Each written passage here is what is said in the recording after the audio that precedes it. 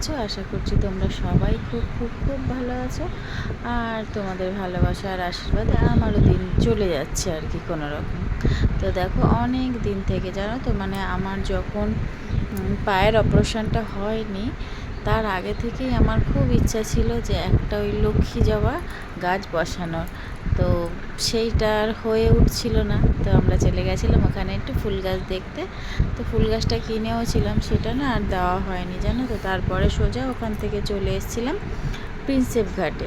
এখান থেকে একটু গঙ্গা জল নেব বলে এসেছিলাম।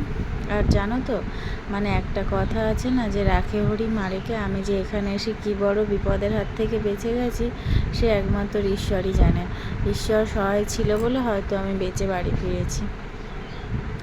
তারপরে এর আসার সময় না এই জায়গাটা আমার খুব ভালো লাগে। তো এইখানে আমি অনেকটা সময় দাঁড়িয়েছিলাম। এখানে ফুটবল খেলা হচ্ছিলো, কত ঘোড়ার গাড়ি যাচ্ছিল। তো যাই হোক কথাটা কমপ্লিট করি। আর জানো তো আমার বর নেমেছিল জলটা ভরতে ড্রাম কিনে। আর আমি না ওখানে তো যারা প্রিন্সেপ ঘাটে গেছো তারা তো নিশ্চয়ই জানো যে একদম পাশেই রেল লাইন।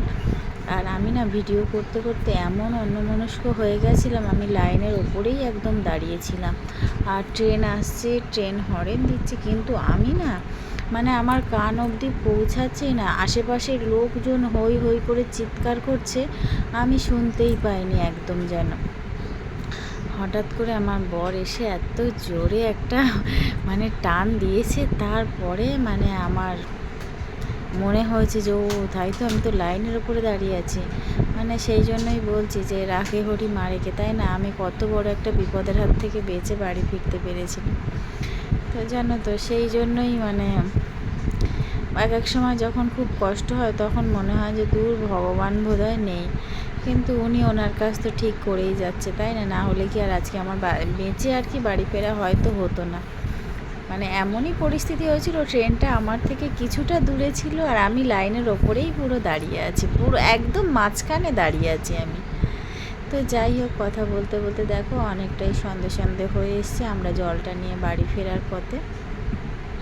আর রাস্তাঘাটের তো সেই জন্য একদম সাউন্ড দিতেই পারিনি, তাই জন্য ভয়েসটা পরেই দিতে হচ্ছে। হয়তো কিছুটা আগে পরে মিস্টেক হতে পারে।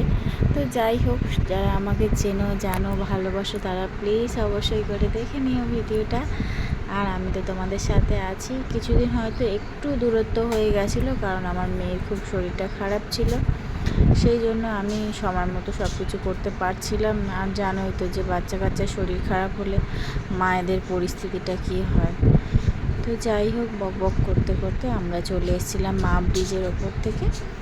তো দেখো আকাশটা এত সুন্দর লাগছিল, সেটাও একটু ভিডিও করলাম। আর চারিপাশেটা কত ভালো লাগছিলো। আমার এই ব্রিজের ওপর থেকে যাওয়ার সময় আমার ভিডিওটা করতে খুব ভালো লাগে, যেহেতু আশেপাশে পুরো সব কিছুটা নেওয়া যায়। আর এই ওভারব্রিজের উপর থেকে যে আসলাম, এসে দেখো অনেকটাই সন্ধে হয়ে গেছে। তা সন্ধ্যের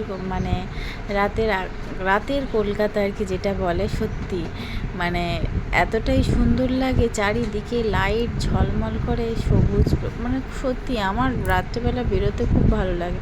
আর তোমরা অনেকেই জানো যে আমি মাঝে মাঝেই রাত্রেবেলা করে 11টা 11:30টায় বেরিয়ে যাই।